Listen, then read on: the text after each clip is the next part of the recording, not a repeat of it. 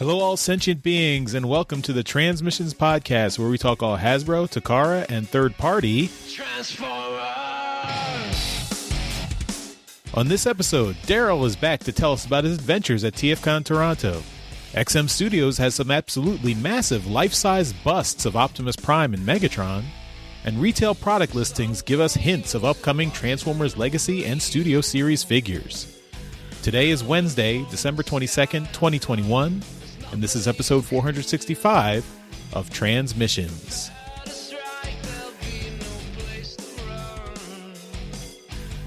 Welcome to Transmissions, the podcast that still has 2 days to start our Christmas shopping. I'm your host Charles, aka Big C, and I'm joined by the excellent Transmissions team. Jeremy, aka Yakko. Hey, how's it going? Creator, producer, and star of Empire of Rust, Editor Mike. I still get 2 days to start something? Yeah. And Darryl, the Cybertronian Beast. I tend to take it real easy until the 24th and then get really stressed.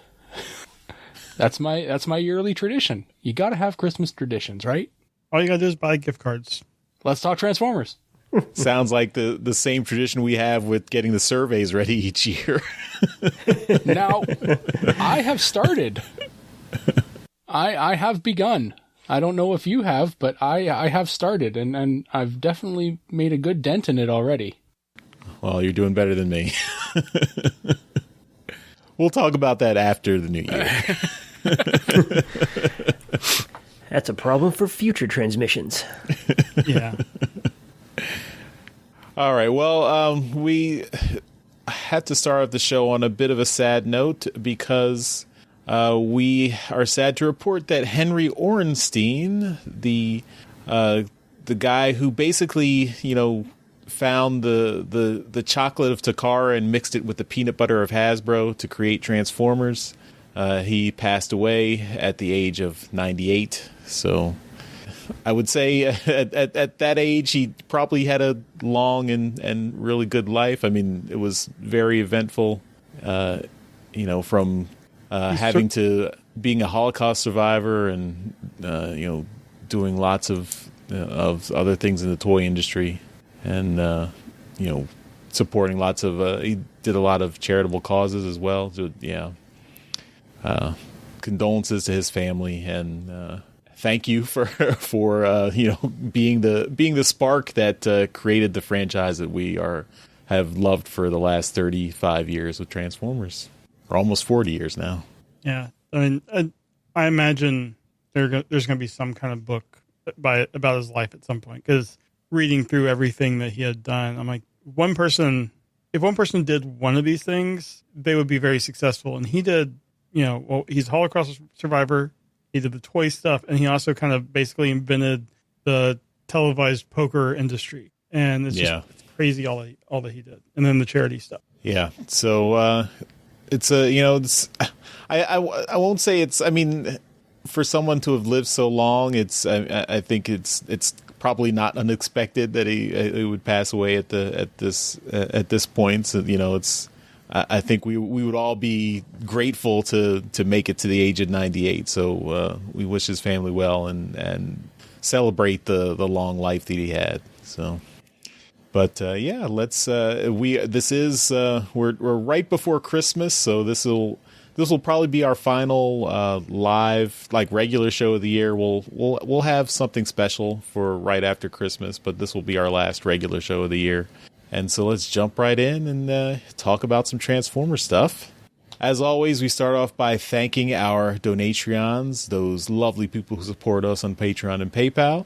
And this week we have a couple of new Donatreons to add to the ranks. So welcome to Andrew and Arch Deluxe. Thank you guys for signing up. And Arch Deluxe committed to a whole year just off the bat. So thanks, guys. Yeah. Awesome. And if you'd like to join them, maybe, if you'd like to send us a little Christmas present, let's go to transmissionspodcast.com/support. That's where you can sign up. We've also got a present that's already out early. Empire of Rust has got the next episode that's already out, should be already available in your podcast feed. So if you're subscribed to the main feed, you should already have access to it. This is episode 65. When the party's over, it's over. And this is, just came out Monday, December 20th. So just in time for Christmas. You can listen over the holidays. And I believe this is the conclusion of the Trial of Magnum arc. So enjoy the thrilling conclusion. Anything else to say about this one, Mike? No, you nailed it pretty well. This is the end of the first storyline of the second season, and it's going to be a bit of a shift going into the next couple episodes, and we're going to start exploring another character and kind of their backstory and their history. You can kind of see a bit of a trend with season 2, where it's a lot more character focused rather than overall plot arc or plot storyline focused. So we'll start getting more into backstory and more into the history of some of these characters. So it's going to be an interesting little shift coming up for episodes 66 onwards. All right, looking forward to that. I have grown to love these guys over the last couple of years, so I'm curious to see delve into their backstories a little bit. And thank you, everyone who has commented on these last 4 or 5 episodes, too. All of us were a little bit nervous kind of going into this. Well, I was mostly nervous, but everyone else was, I think, feeling it a little bit as we hit the midpoint of this little story arc. Because, it's a trial, so it's not exactly we didn't think it would be the most thrilling stuff to listen to, but we certainly put all the work into it, and I think it came out really, really well. Thanks to all the stuff that everyone did, and a big thank you to Robo Apollo and one of my coworkers, Brandon, who did the voiceover for the prosecutor and the judge there. So a big thank you to everyone involved. There's a reason why Law and Order has gone 50 seasons, because people do like court dramas. That is true. Often imitated, right? Yeah. Well, I in particular, just the episode from the previous episode 64 ended on a really awesome, dramatic courtroom climax. So that was really cool to see that, and I think people reacted very positively to that. So yeah, this episode kind of gives us the definitive conclusion, and then takes us, right into the next storyline. So look forward to that. All right. Well, that's all the, intro stuff to get out of the way. So let's talk about some toys. All right. And this week I'm going to change it up a bit, because last weekend I was at TFcon, and I just wanted to take the opportunity to kind of talk about being at convention again. And because I know that not everyone has been able to get out to TFcon or any kind of conventions, in quite some time. So I just wanted to, chat about it a bit. I got there on Friday, and it was kind of surreal being back in the old the whole old hotel. They did things a little differently, whereas you basically needed to be, you needed to wait until the designated times to kind of do any kind of registration. Being as I was, quote unquote press, I tried to get registered early and was turned away. And then, so I had to wait and do everything with everybody else. And I had no problem with that. It was fine. You were fine hanging with the normies. Yeah. And then once that was all taken care of, then I was in contact with a couple of our friends, one Alex Millen, and then we had talked a bit, and I had been in contact via Twitter with Andrew Griffith, who was coming in to the airport, and he had asked me to pick him up. And I don't do that very often, but Andrew's a good guy, and I thought, you know what the hell? I'll go and pick up Andrew at the airport. Alex asked if he could come, and I said, sure, why not? So, I appreciate that he came, because I sat and waited for Andrew for an hour at the airport. And it was, it was quite a long time, but at least I had somebody to talk with. So that was kind of nice. But, picking somebody up at the airport, only good friends do that. So, then once we got back to the hotel, Andrew wanted to kind of get, settled, and I had to do a podcast panel. We didn't have a lot of time. Alex and I quickly ran out to Mickey D's to get some food. Not exactly the best food, but whatever, it was fast. The first podcast panel was Vangelis and myself. We tried to get other people to kind of come up and help. Not help, but kind of join us on stage, but there was nobody else there. No other podcasters were there. The audience on Friday was, kind of lacking. And that was kind of the theme for the whole weekend. Everything was, was kind of slow, and it was chill, and, not a lot of people kind of there. And at that point, you kind of realize that a TFcon in December it's different. So kind of fast forward to Saturday, when everything kind of gets going. We get into the room, and it's very similarly to probably what you guys saw in Baltimore, where all the tables were very well spaced out. Lots of distance.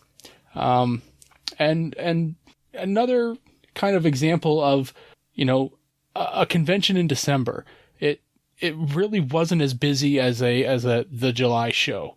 Plus, it's a COVID con, right? So there's not a lot of people that really want to come out and risk, COVID. So there's that weighing over you people, and there's, December and Christmas and, all that kind of stuff kind of adds factors to it. One thing that I did kind of notice is, Andrew Griffith and Alex Millen were the only two professional artists there. And I kind of wondered if they'd have, somebody else, some other people there, maybe a Matt Moyland or somebody else that's local kind of show up, but they didn't. Everyone else there was kind of fan artists and kind of like the crafty artists and stuff like that, selling buttons and pins and stuff. And they all did great, but Artist Alley was, for all intents and purposes, was a ghost town for the most part. It's sat in the same spot that it always does along that outer hallway. But there were like almost sometimes tumbleweeds going through there. It was so slow. All the action was going on in the dealer room, and that essentially stayed true for the whole weekend. They did extend the hours till, usually it closes at 5, but they closed it this weekend, or the Saturday, at 6. I'm not sure why. Perhaps because they decided this year they weren't going to have a third party panel, or maybe some of the vendors needed more time to maybe get more sales. I don't know, but they closed it an hour later. On Saturday night, trying to remember what I did, but what did I do? I didn't do any parts parties or anything like that, because that ended up happening.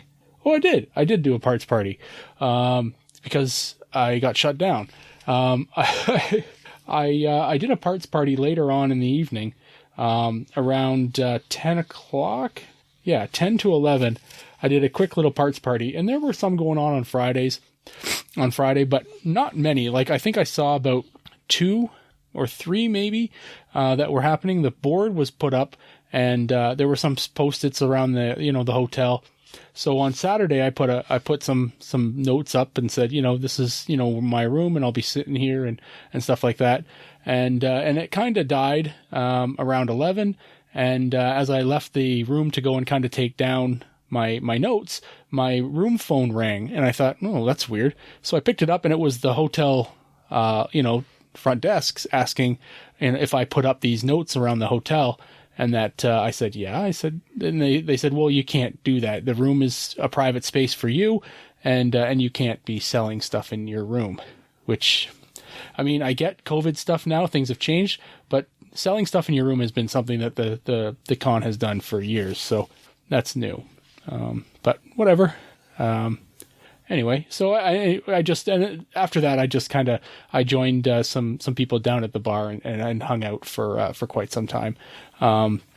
And Sunday was a lot of the same. It does still switch over from TFcon to CollectorCon 80. I don't know what they call it, but it's essentially it's still TFcon, but the vendors are able to sell more than just Transformers on the Sunday, and that's fine. But yeah, so it was still kind of fun, and yeah, so it was good. I got to hang out with some friends of the show. DJ Ronan was there. Dice was there. I don't know what his username is, but his real name's Frank, and we talked for a bit. He was real curious about me and my diabetes, because I had talked a bit about that, and apparently he's had it for quite some time, and we chatted about that. Arish was there, who's Mystic Marvels, and we chatted, a good amount. I don't know whether you guys had it, in the States, but the wind was nuts on Saturday, absolutely nuts, and you could feel the hotel moving on Saturday night, and that was kind of freaky, and Mystic Marvels had some stuff get knocked over at his place, so. He was telling me about that. I saw Duggernaut there. I'm trying to remember if I'm missing any names. But yeah, it was nice to see some friendly faces that I haven't seen in some time. Mask mandates were in place. If you were anywhere outside of your own room, you had to wear a mask. If you were eating at the bar, was the only place that you could take your mask off. And that was about it. But it was really nice to be around other people, just to talk about Transformers again, to buy some Transformers again. There was some really cool stuff to look at. I don't know whether I've seen more G1, some late G1 stuff in my life. That was some of the coolest stuff I've seen in a long time. And it was really interesting to kind of, look at that and see it in person. Some things that I have never laid eyes on were at the show, and it was really cool to actually see them in person. So that was really cool. And at the end of the day, can you give us a quick example before you wrap up? I will show you in Trips to the Store. Oh, okay. Mm-hmm. But I tweeted out some pictures. Have you seen my Twitter? I saw your Twitter. What's a Twitter? I took some pictures of some stuff that was at the show. There's some really cool Diaclones. Somebody had a boxed. I want to say it's an Italian Transformer from the company GIG, and it was a Hound, and it was beautiful shape. This is something that's it's more common in Canada because it's the Canadian version, but I think I saw 4 or 5 Canadian slags at the show, which is, it's Canada, Canadian slags, but these things are still rare, which is nuts. But this is the most I've ever seen. This seemed like if any convention was going to be like G1 focused, this was it. And I was really impressed with that. Like I said, there's some figures that I never in my life thought I'd ever see in person. And they were here. Let me bring up my own Twitter and see what I took pictures of, because I forget now. But, let's see. So there was a Diaclone Ravage, which was very cool, and it was kind of encased in plastic.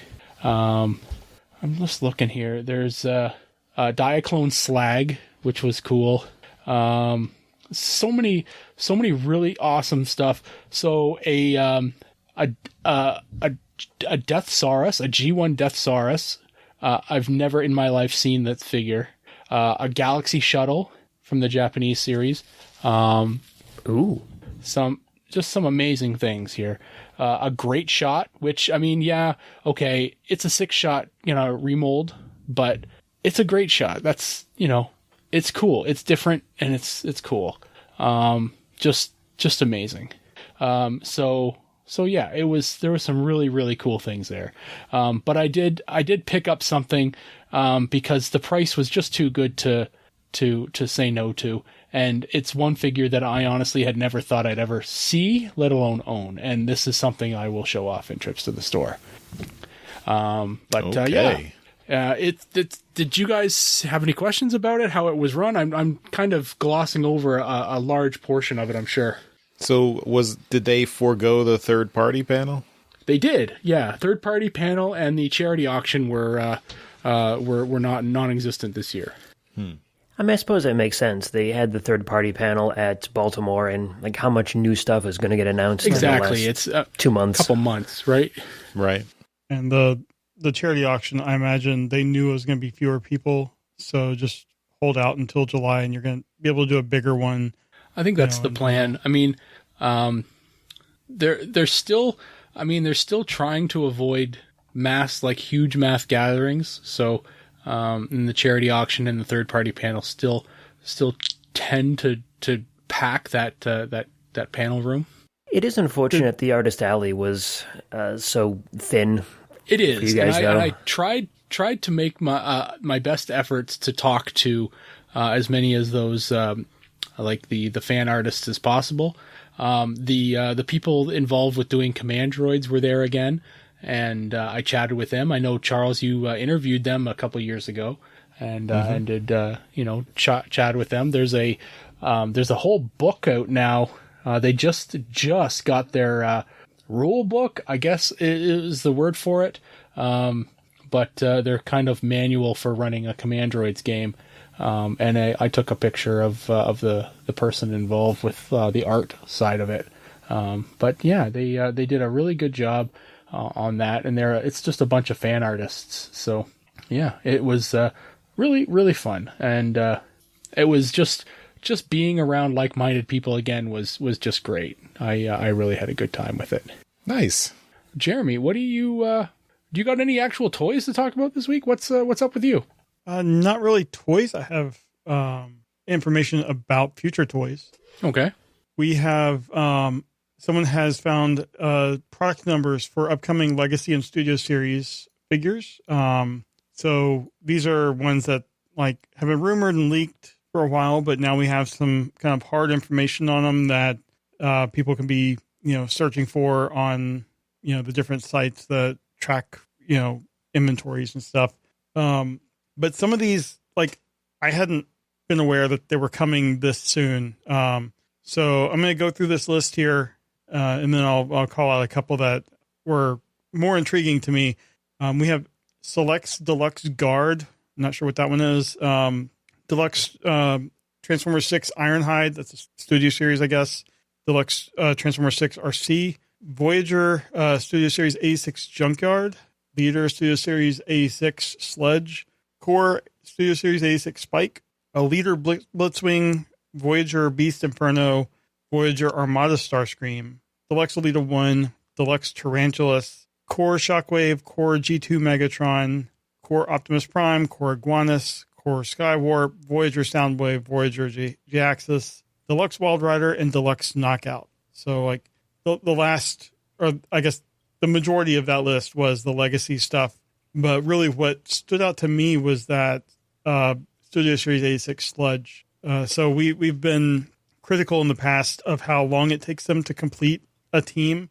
Like how long did it take for those Insecticons to finish? It was like a few years in multiple lines. And it seems like they are plowing through the Studio Series A6 and like getting Sludge out, the third one. I think, between now and this time next year, hopefully we'll have at least 4 of the 5 done.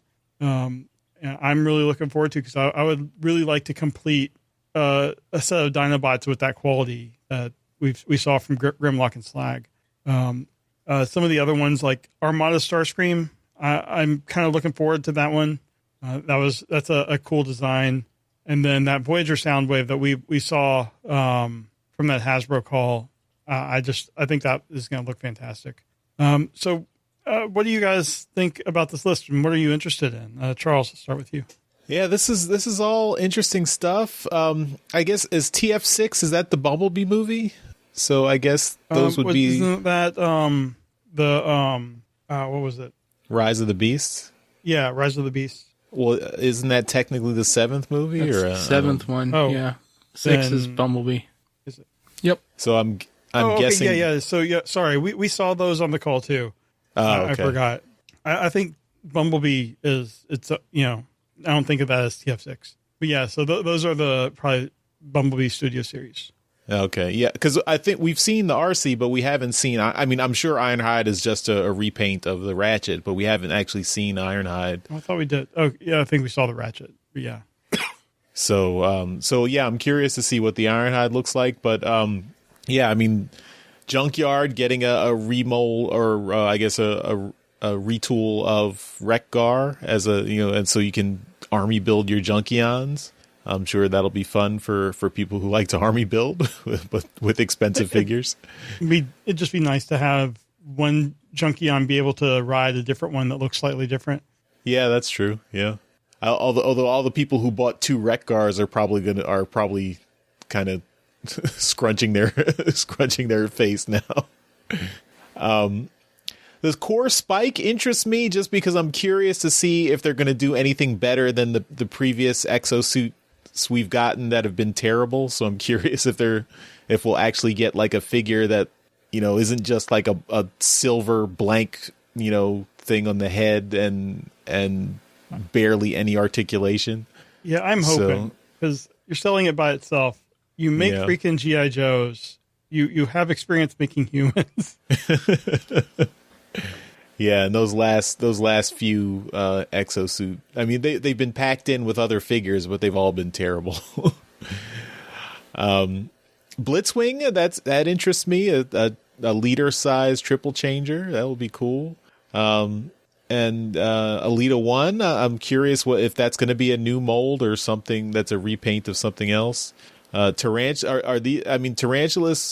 coming into the Legacy line, I guess, as a holdover from the Beast Wars characters we got in Kingdom. So that could be interesting. Maybe that's a retool of the Black Arachne we already got.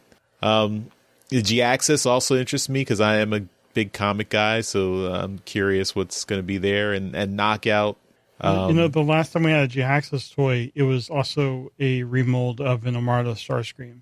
Oh, you're right. So maybe this is going to be the same thing. I was hoping for an original G-Axis mold, but that seems more likely than that. It seems more likely to be a repaint of the Armada Starscream, since we have that precedent.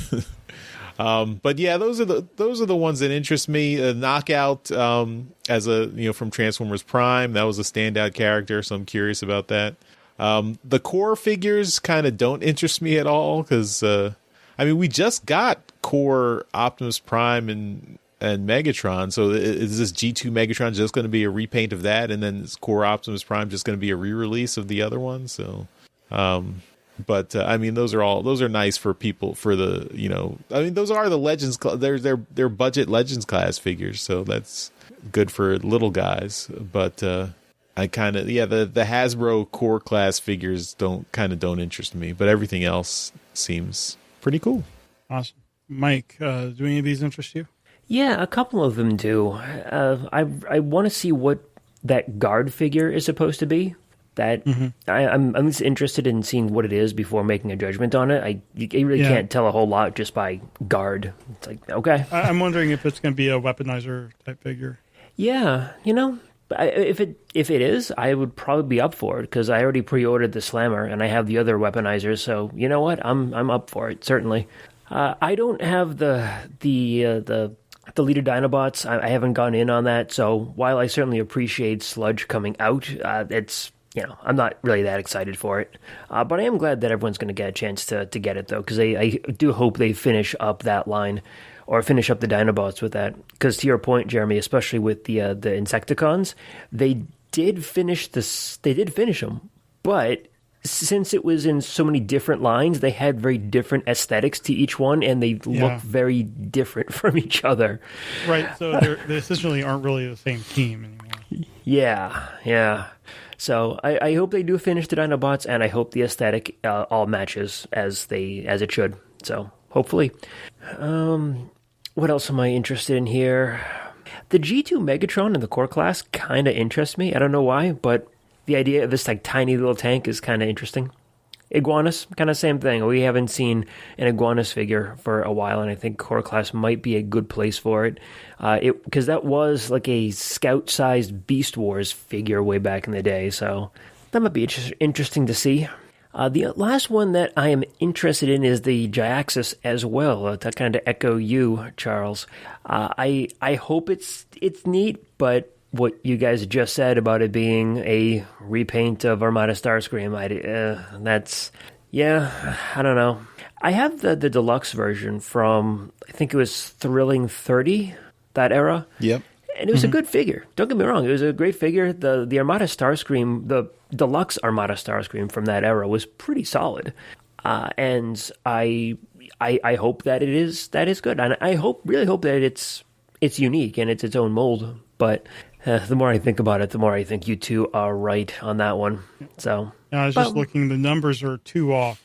Starscream is F3056 and Jyaxus is 3058. Yeah, I saw the same thing. Whereas something like the Soundwave is like 3517, so it's quite a ways off. Right. Yeah, so, I'm wondering if they would do like a Thundercracker or Skywarp as like 3057. Maybe. I mean, you would imagine everything that shares a mold is going to be close. Right. I mean, they in Armada they did the Starscream, the Thundercracker, and the Skywarp. So, but then again, in Armada, the Thundercracker repaint wasn't meant to be a separate character in its own right, whereas the Skywarp was. So, who knows? I mean, it's people who get all the Seekers from a set, they're going to get them all anyway. but yeah. If they do it as similar mold, I hope they do a significant amount of retooling to kind of make it a bit more interesting. Because I don't need a Voyager Jyaxus that's just an Armada Starscream. I already have one. Mm-hmm. If it's different enough and more comic accurate or more comic similar, then yeah, I can get behind that.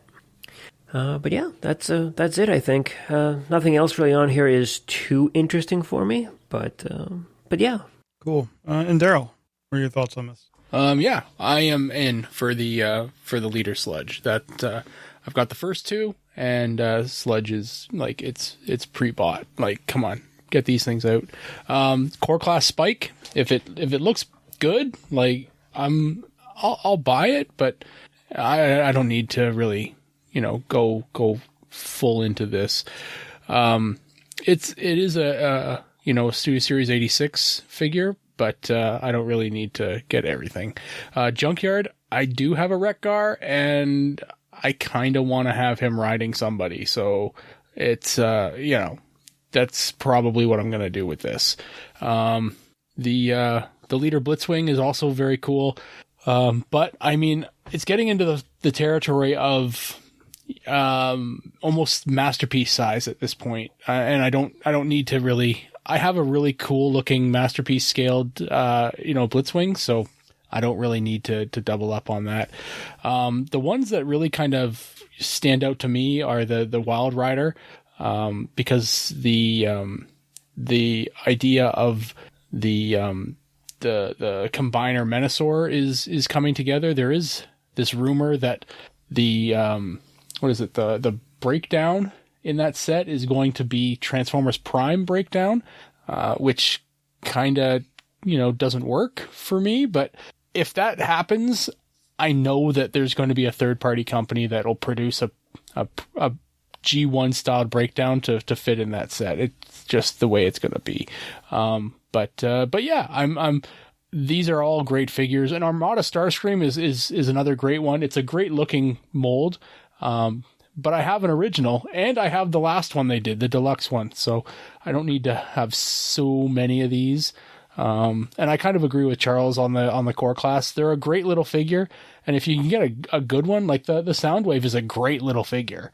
But I don't need to buy all of them. So yeah, there's some really great names on here, and the future of the Transformers brand with Legacy is looking awesome. Yeah, definitely. Well, that is everything I got. Mike, what do you have this week? So what I got is some new images of some pretty enormous busts of Optimus Prime and Giggity. Yeah, so some pretty giant busts of Optimus Prime and Megatron. Now, it says these are G1 style busts, but in the end, they really aren't. They are really, really stylized, but they are absolutely massive. The images that we got are showing these two effectively statues next to who is assumedly the designer. He is sitting cross-legged on the floor, and the busts are coming up over this guy's head. So these things are at least 2.5 feet, if not 3 feet tall, or maybe even a bit more. And unfortunately, we got no pricing information on this or release date or anything. These are just like straight up images. But they do look, they are in a kind of a good place, like a fairly complete stage. They don't, like a classic bust, they don't have arms or anything. It's just from the waist up, so the waist up to the head, and then the shoulders, but cut off at the arms, which... I wish they did I wish they included the arms with it. I know a classic bust, it doesn't include them, but in the end, it does feel a little bit weird with robots cutting the arms off for it. It's not really as sinuous as it. It looks like the arms are broken off or missing rather than it being cut off intentionally like a designed bust. But yeah, the biggest thing is that these things are massive. I mean, if they created these like a full statue of these rather than just the bust, this could literally be a suit of armor for a life-size person. That's how giant these things are. As far as detail goes, these things are pretty well detailed, especially on the bases. There's a lot of rich detail of rich like mechanical and electronics equipment on there. It looks like it's sitting on part of a Cybertron sculpture kind of thing. So that's kind of neat. And yeah, I mean, they're just absolutely beautiful looking. And Megatron's facial expression there, the big grin he's got is just insane. Let's start off with Charles, because we know Charles loves his non-transforming figures. And since you got Unicron, that means you love giant stuff too. So this must be right up your alley, right? These are impressive. I mean, the pretty much life-size figures these are. But I got to agree with you, Mike. I'm not a fan of the no arms. It does make them. It makes them weirdly look like, I guess, like mannequins or something. But the detail on their bodies is really impressive, and particularly with Optimus Prime, like you can see the Matrix chamber inside his chest behind the windows. It looks really cool. I am not a fan of the Megatron grimace. You're not? No, I don't know. I don't know. It looks too weird to me. I don't know. I would like him to be a little bit more neutral. His face expression be a little bit more neutral. He looks almost like the Joker there. And I envision Megatron as being, not quite like he's a power hungry maniac, but he's not insane. So, I don't know. See, I actually disagree with you on that. Far too many figures that I have these just flat neutral expressions, and I've found that it's just boring to me. So I actually would like to see more expressive faces on Transformers. I think Animated did it pretty well with the little smirks and stuff they had on there. Mm-hmm. But yeah, well, yeah, I don't want a completely neutral face, but I just think this goes too far in the other direction. That's right. Walk it back, Charles. It's okay. What about you, Darryl? Do you have opinions on busts? Oh, lots. But when it comes to these, who's buying these? These are huge. Are these being put outside of a gate to scare people from coming into your house? What are you buying these for? I could totally see like if you had a brick like a classic brick fence or something, like a brick like wall around your house, and you have like these two pedestals like next to your gate, you could put both of them on top of it. Yeah, and they'd make the gate look small.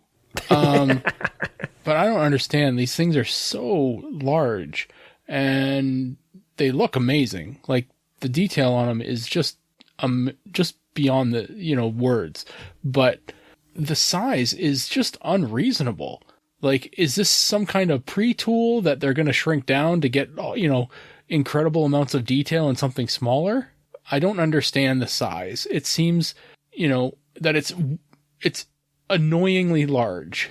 This thing's got, not even to talk about the price, this thing's got to weigh a ton. How do you move it? I don't, it's ridiculous. Make it smaller. It's crazy. They're great looking, but just way too big. It's completely hollow, Darryl.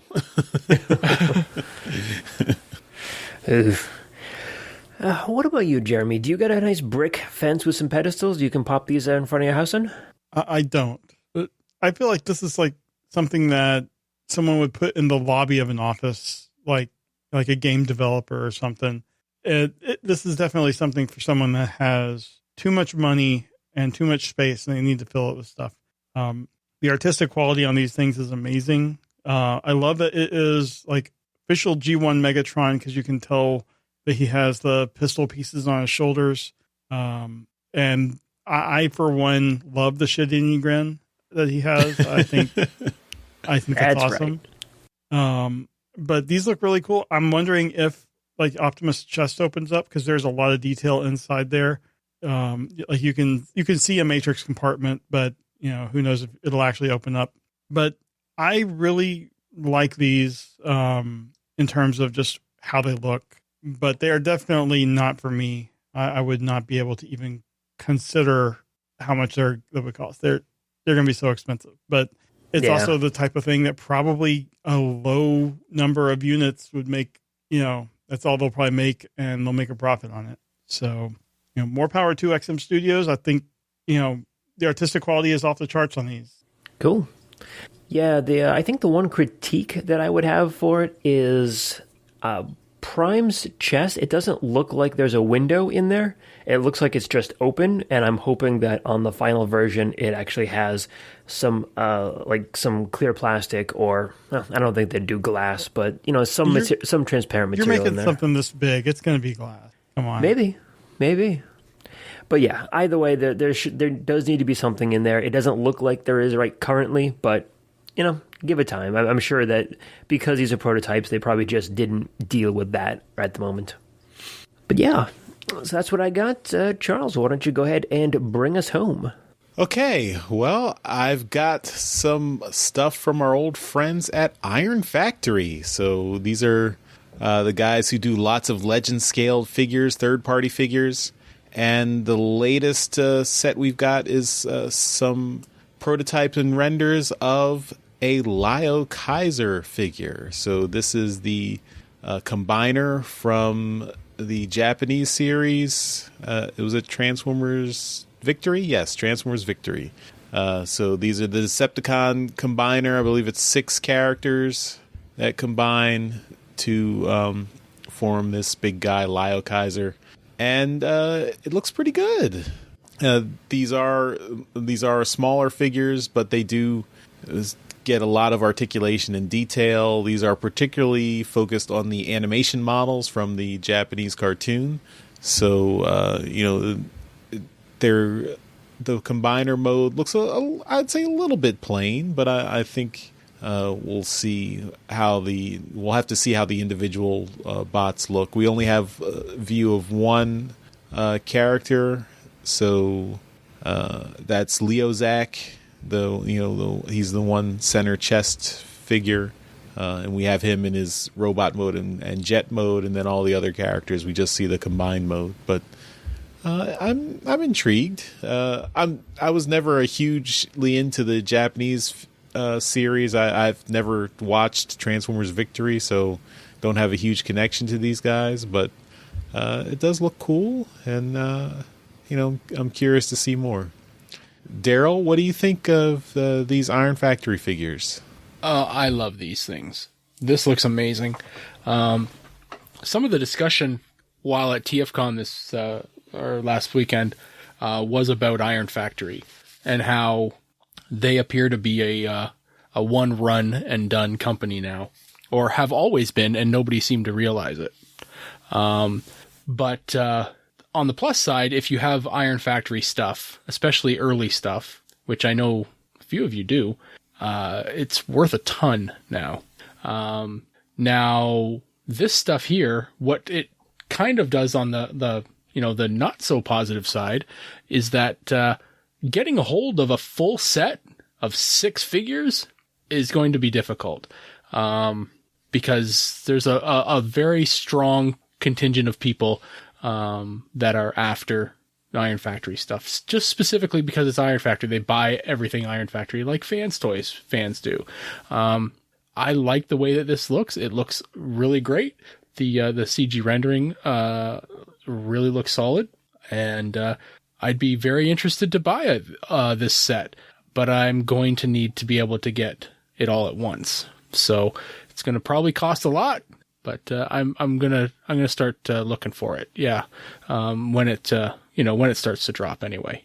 But yeah, that's it looks great, and Iron Factory is definitely got my interest again with this stuff. All right, so pick up some extra hours at the comic book store and save up. Yeah. All right, Mike, what do you think of these figures? It is pretty amazing looking. I'm not gonna lie. It's unfortunately a pass for me, just because I haven't picked up a lot of like the Legends size stuff like this. I think I got I got like 2 Iron Factory sets. But yeah, it's similar to what Darryl said. I would want to be guaranteed the entire set. Like, I don't want to be trying to pick and choose like which ones I'm going to get here. If I can't get all of it, then I don't want any of it. Yeah, it is really, really beautiful looking though. If they did it as like a gift set or something, I'd be really tempted. Because it is really, really beautiful looking. Yeah, there's some potential there for that. I think they've done it before. Yeah, if they do, I can sort of get behind that more. So, Iron Factory, if you're listening and you want to do a gift set, please do a gift set. So the sticker price of the gift set wouldn't be an issue. I mean, I imagine if we're saying $30 to $40 per figure with 6 figures, that's like $180 to $240 for a gift set. So if it's on the lower end, like closer to 180, I would be okay with that.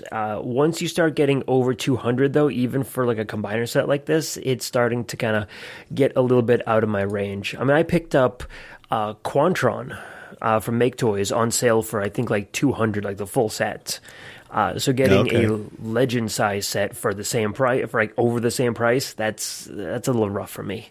Now, to be fair, that Quantron set was on a humongous discount at the time, right? True. Yeah. It wasn't like a just natural price.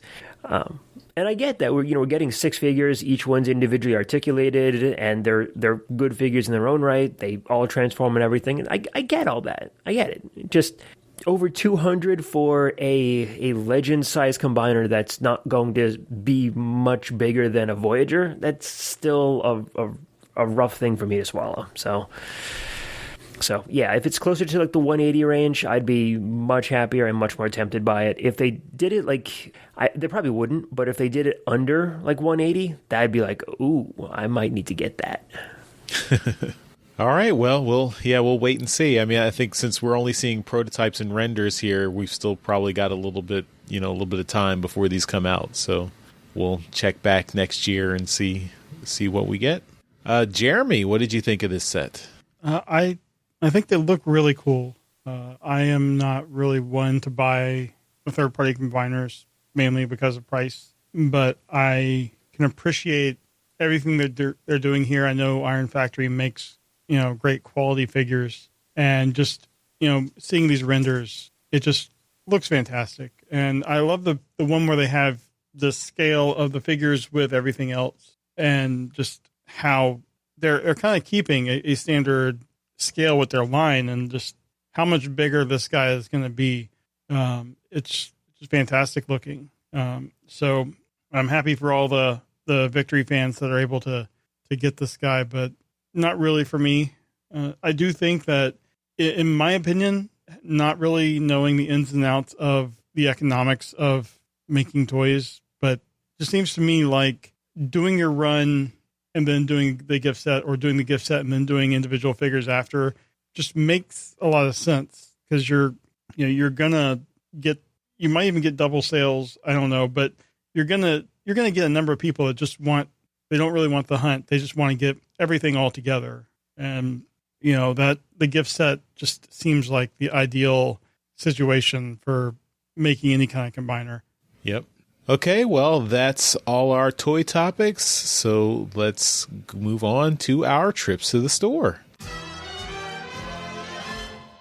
This is where we show off all the cool Transformers stuff we got this week. We do this as a video on our YouTube channel, so you can see everything we get in beautiful high definition.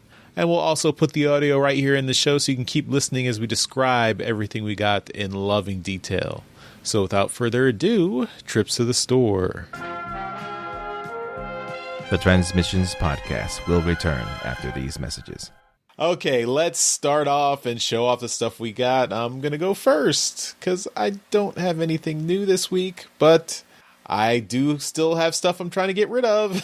And so here is War for Cybertron Siege 6-Gun. He's a cool little figure. He's a weaponizer. He comes apart. You can make him weapons for all your other War for Cybertron figures. And you could use him if you have that Metroplex from a few years ago. He's he can be an accessory to your Metroplex. So lots of opportunity for this guy. I still have the instructions. Oh, that's upside down. I still have the instructions. It's still upside down. There it is. And so this can be yours. Make me an offer if you want. If you're looking for a 6-Gun, I'm willing $2? to. No. Make me a reasonable offer. I mean, I don't want to discourage you because this is obviously a brilliant idea, but has this worked yet? No. Okay. Go to the Discord. Send me a message. I mean, you could post them in there. I could Just do that. saying. That might work a little bit better. Yeah. It's also a substitute for not having anything for trips to the store. The truth comes out. Yeah. All right. Let's take the spotlight off me and shift it over to Jeremy. All right. I have the second one of the Golden Disc collection. Oh, wow. See the boxes coming together. Oh, it's going to make a picture. Yeah, I don't know what it's going to be, but So the second one is Autobot Jackpot with Autobot sights. Jackpot, basically, he's a Jazz remold. Cool. The worst thing about this figure has been the head. I'm sure people have seen online. It is not a very good head. You can zoom in on here. You can definitely see half of the head is higher than the other half. Wow. I mean, it's not that big of a deal. Mine does that. I didn't have the Jazz mold before. I think the paint on this thing is really good. Really nice. The black and orange and yellows, they all work really well together. Sights is just this weaponizer guy that's the pterosaur turns into the axe, flipped around. It's just a reuse of that. Nothing special. But I mean, I didn't have this Jazz mold before, and saw this, and it's a really good looking figure. So I mean, nothing much more to say about it. But I'm happy to have him. So I think that is all I got. All right. Okay. Now we've got our last two guys. I think we're going to do dueling TFcon hauls. So Mike's got some of his haul from back in October, and Darryl's got his haul from TFcon Toronto just this last week. So Have at it, guys. Darryl, I think you need to start us off because I already started showing some of my TFcon stuff where you haven't. Sure. I'll start it off real easy. This is Transformers Wreckers, Treads and Circuits, number 3. A nice, easy one. Cover A. And so I picked this one up this week. So this is the cover I got here. And I have started it. Mike, your turn. I am showing off a Combiner Wars Trailbreaker. You may remember where he got his name back. Yeah. You may remember a while back, I believe it was Dr. Pants who helped me get a first aid, and I have made significant progress in putting together the custom combiner that I was going to be building. So that's the first piece. Very cool. I will go next with one of the sketch covers that I got done at TFcon. I got 2 done. And this is my Alex Millen sketch cover on a Venom sketch book. And this was a very, very cool sketch that he did. The cover is black, and he did the entire sketch in whiteout. So it really just looks amazing. So wow. Yeah. It's very cool. I'm going to get a high-res scan of it eventually when I can get some room in here. I'm actually kind of happy Mike and I were doing this because I need to get through all this crap so I can put it away. So, that's fair. Yeah.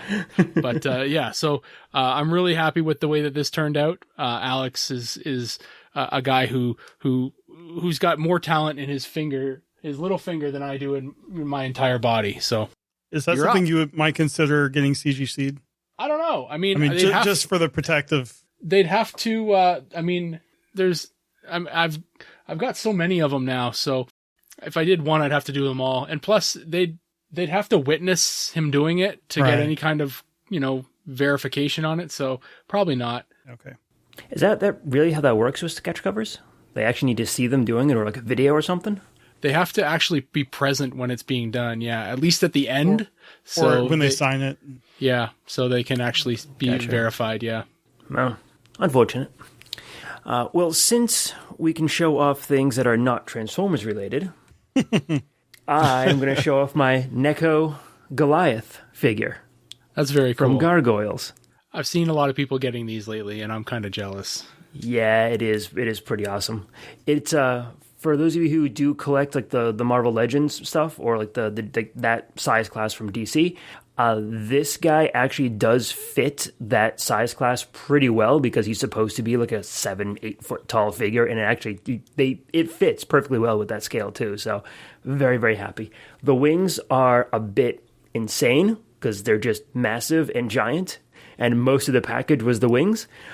But I am told that future figures are actually going to come with like the folded wings for like some of the characters. So like the dog Bronx, he is going to come with the folded wings for Goliath. So that's very nice. Cool.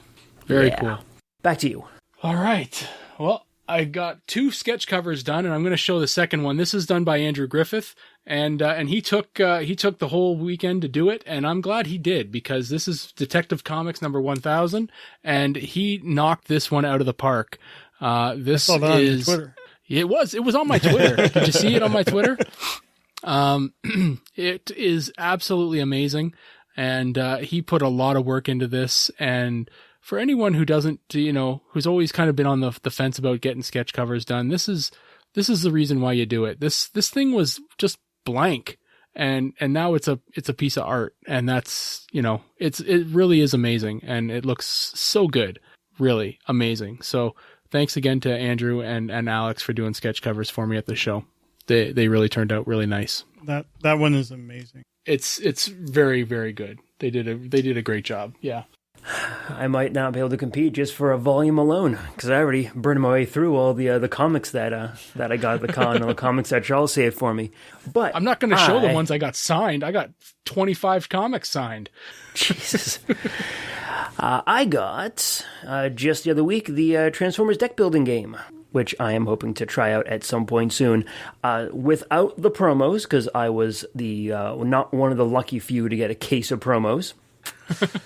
So if you're not familiar with that story, apparently there was some shipping problems with the promos, and the people who got the promos, instead of getting one pack, they got a case of the promos. And Renegade was sent out an email kind of like panicking. It's like, hey, you know what? Our community is so great.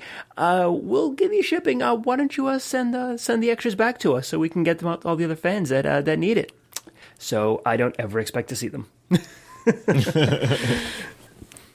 But yes, Transformers deck building game. I am hoping to play it soon. I know a couple of people in our Discord have managed to get a hold of it already. And yeah, looks fun. Looks a little bit complicated, to be honest. Like, the rules are no joke. But we'll see how that turns out. Yeah, it was talked about during TFcon, and I think Vangelis was one of the guys who got a case. So, nice. So nice. Yeah. So he, I don't know what he's doing about it. I think he's pretty honest. So he's probably, giving it back. But yeah, it was discussed. It was definitely brought up. All right, I'm gonna go into my first actual toy, and I'm gonna show this off. I'm showing this off because it's Transformers adjacent, and I'm showing it because Jeremy's gonna get a kick out of it. I bought this thing, and it came in a Voltron box.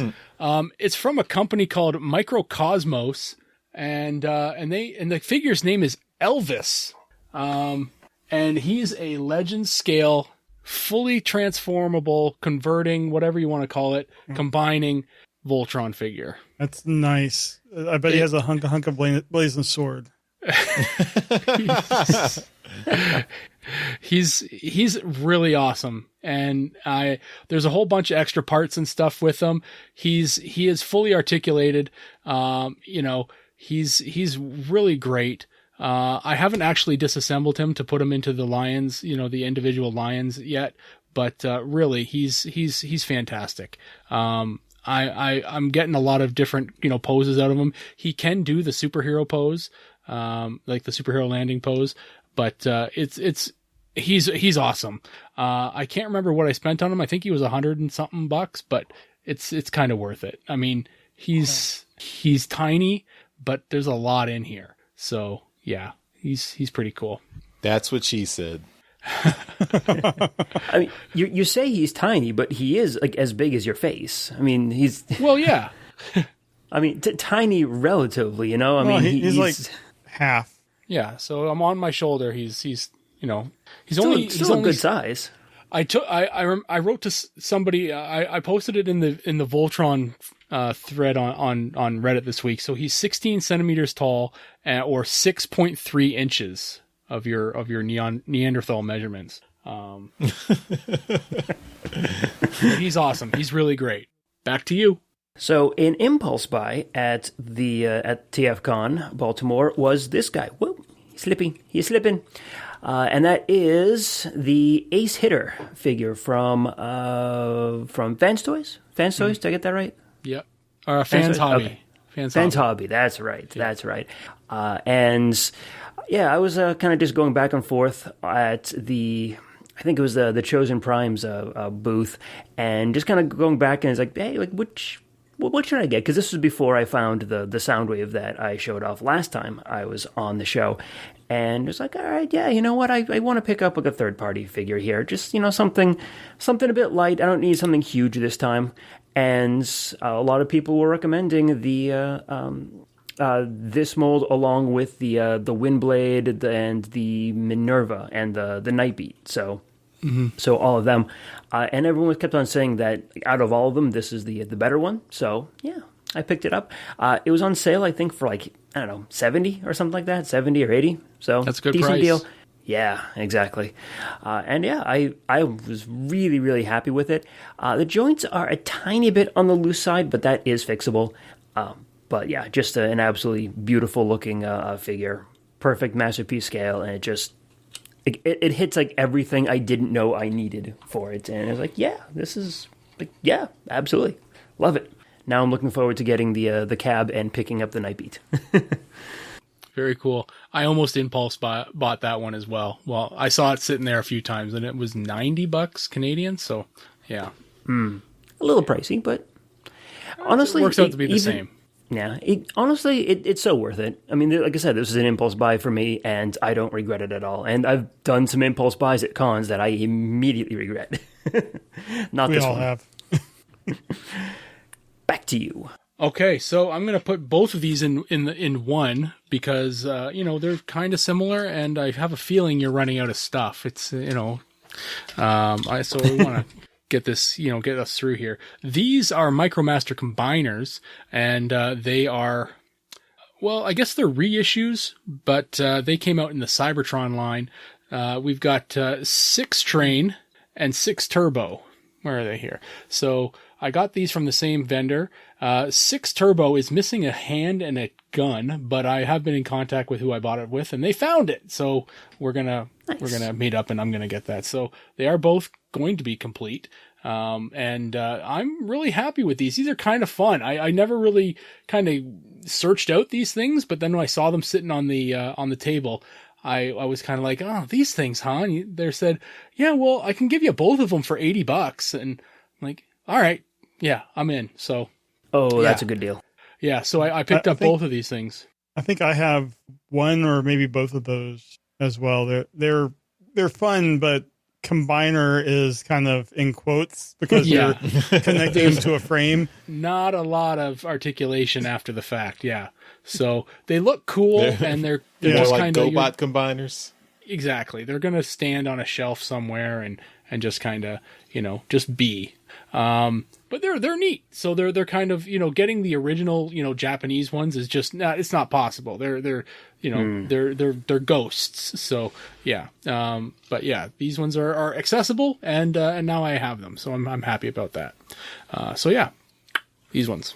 I have the 6 Turbo. I like that one. I also have the 6 Wing and the 6 Builder, the Constructicon colored version of the construction ones. I never found the train one, and like every once in a while I check eBay for it, and the prices are like, I want to say it's like 15 to 20 per piece, and it's like, oh god, I can't justify that. Like, I want to complete the set, but no, that what you got for like 40 for it? Oh man, that's a great price.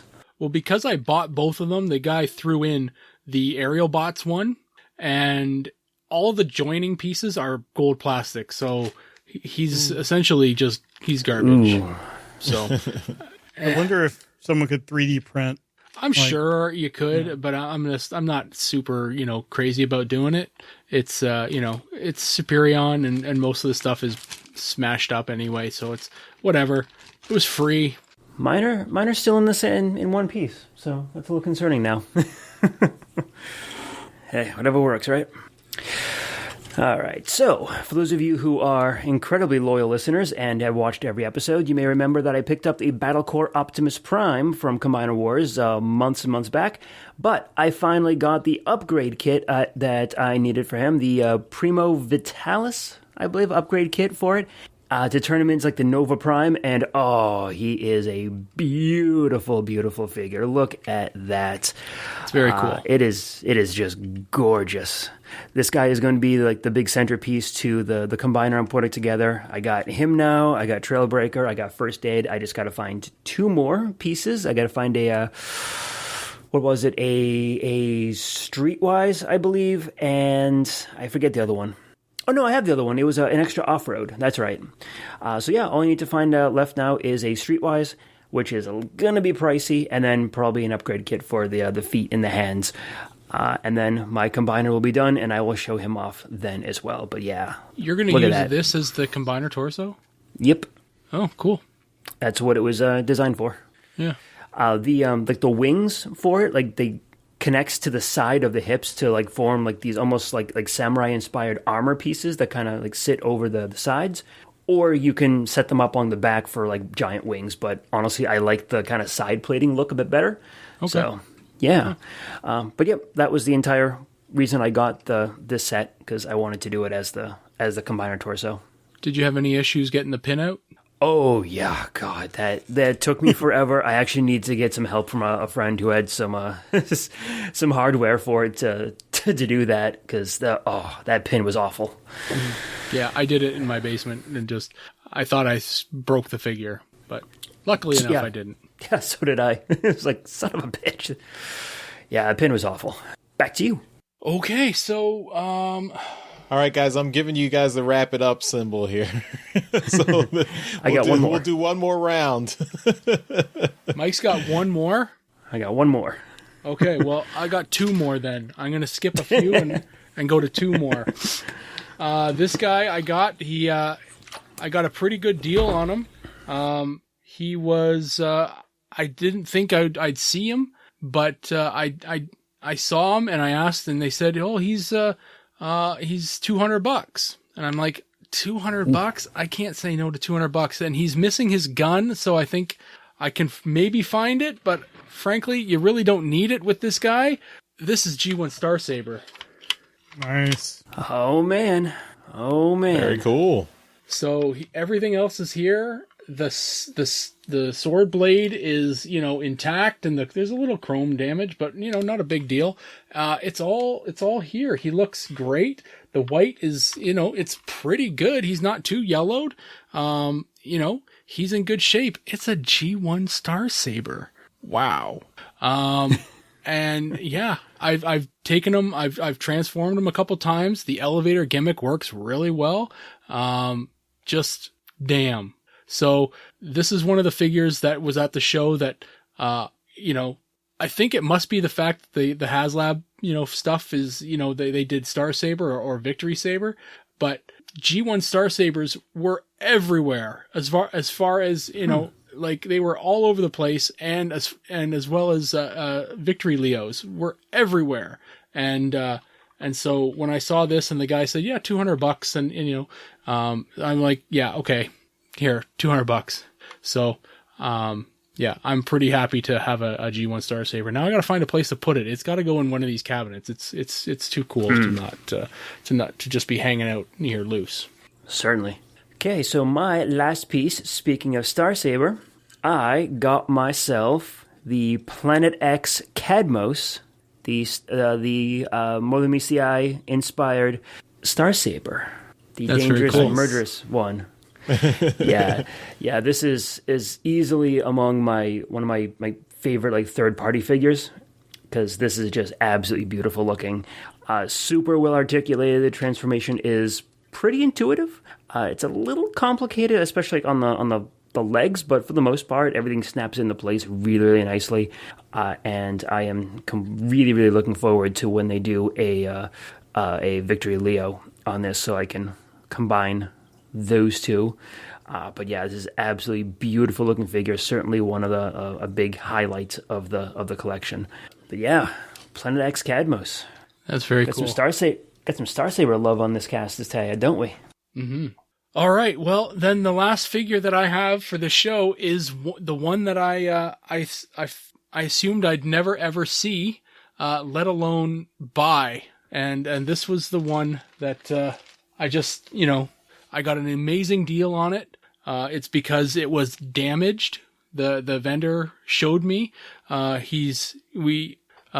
It is boxed, which is ridiculous. And he took it out of the box to show me how good the figure was. And there was damage on the figure. So it was going to be much, much more pricey. And then he said, oh, he's like, I can't sell it like this. And I said, well, wait a minute. What do you want to do with it? Like, I mean, I'm still interested because, I can deal with damage and stuff like that. And he's like, well, if you give me $100 and it's yours. I'm like, done. So, But he didn't know it was damaged before he pulled it out. No. So, I have a complete in-box Star Convoy. Wow. What's the damage? So, on the side of the figure, right here, you can see it. Some kind of plastic. The plastic has melted, and it's done it on both sides. Huh. Now, That's according really weird. to the vendor, Too close to the fire in the fireplace. Yeah. According to the vendor, this back piece, this leg section, is probably the easiest one to replace because, people had these figures and then they would bust the front or the top and then they'd just be left with parts. And the biggest part is the bottom leg bit, and that would be the only piece that would kind of survive. So I'm going to look around for it just to see. There's potential that somebody tried to glue some stickers on and that's what's done it. But, I don't really know. I got this thing for $100. This came in its box. Even the box is in good shape too. Look at that. I mean, it's covered in tape, so it's all Scotch tape. So it's good enough. Again, it's still a pretty good looking box. I mean, yeah. The styrofoam has got everything, including the little Micromaster hot rod. Nice. And this is my first one of these things. I've never had one of those before. Some kind of transport. It doesn't transform or anything. It's just there. It's a launcher, I think, isn't it, or something like that? It has. It has some kind of launch gimmick in it. Yeah. All the paperwork is here, including the kind of toy catalog from the Takara line at the time. Dude, scan that. It's huge. Like it folds out to be really, really big and long. But all the rest of the like the guns and accessories and stuff are in there. He has an accessory to the red piece there to attach to Grandis. When the guy said this, he's like, if you get a Grandis, you can attach him to it. And I'm like, Grandis? Who are you talking to? I'm not going to get a Grandis. There's like 5 in the world. So, I mean, $100. I mean, honestly, you could spend $100 just for like the box and the inserts. Honest. Yeah, this was the steal of the show for me. I'm pretty impressed with this thing. It damage aside, it's a Star Convoy. I've seen pictures of this. I've never actually seen one in person, and then I walked out of the show with one. So I'm pretty happy with it. Other than the damaged pieces, like the colors and stickers and stuff look really good. It's amazing. It's the thing is mint. Like the thing is in mint condition. Other than the damage, obviously. Like there you go. Yeah. So have you transformed it yet? Yes, I did. This section back here is a battery motorized section, and it still works. So, wow. So yeah, in his truck mode, which sucks. I mean, this guy he's a brick, like the definition of a brick. This guy is a total brick, but he does what he's supposed to do. So he does move along the ground and do all the sorts of, Star Convoy things that you'd want him to do. But that's what she said. Star Convoy, and now I'm the biggest Japanese Transformers fan on the show now.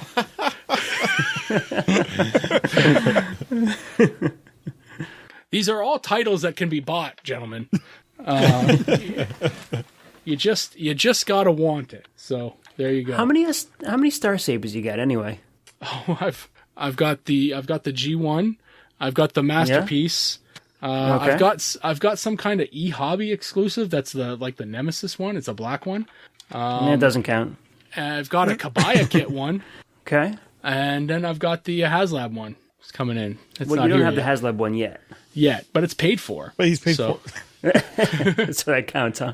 It's like I've got 2 Unicrons, but only one here.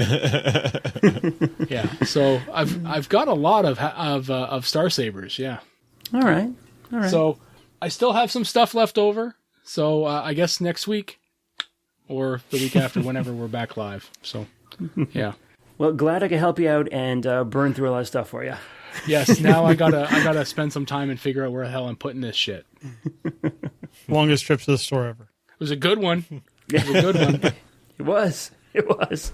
All right. Well, that's it for trips to the store. We now return to the Transmissions Podcast. We're back from our trips to the store, and that will do it for this episode of Transmissions. Mike, thanks again for joining us this week. Why don't you tell everyone where they can find some of your awesome stuff online, including the amazing and intriguing Empire of Rust. Well, thanks for having me on. I always love coming by and talking with you guys, especially after that epic trips to the store segment. But yeah, so Empire of Rust is, of course, the big thing that I always want everyone to listen to. So, yep. please take a listen to Empire of Rust. We just released episode 65, and it is a pretty amazing episode. So, other than Empire of Rust, you can find some toy photography and like 3D work that I've done on my Instagram and on Facebook, and yeah, so it's at Minervion, and that's Minervion, if you are interested in any kind of photography stuff. But yeah, that's what I got. All right, and we end the show by giving a shout out to our Masterpiece Donatrons. So thank you again to John 4X Levengood, Dinobot Maximize, Demon Tech 82, and Septimus Solvane. You guys are awesome. Thank you for continuing to support us at our highest level, which is why you get a shout out in every episode. And you can also buy some merchandise from our TeePublic store. That's at transmissionspodcast.com/shop. If you want to get some shirts, some masks, other merchandise with transmissions on it, you can go there. Also, if you want anything from TeePublic, use our link, and that helps out the show. So, last minute, last call for Christmas gifts, maybe? Well, probably too late, but yeah, take a look. And that's it for this episode of Transmissions. Thanks, everyone, for listening, and we will see you next time. Bye-bye. Bye. Bye, all. Later. Thank you for listening to this episode of Transmissions. If you'd like to join the conversation, travel to our Discord channel at transmissionspodcast.com/Discord. Want some cool transmission swag? Feast your eyes on our transmissions gear at transmissionspodcast.com/shop. If you'd like to support our podcast, go to transmissionspodcast.com/support or tell your friends about our show. We'll see you next time.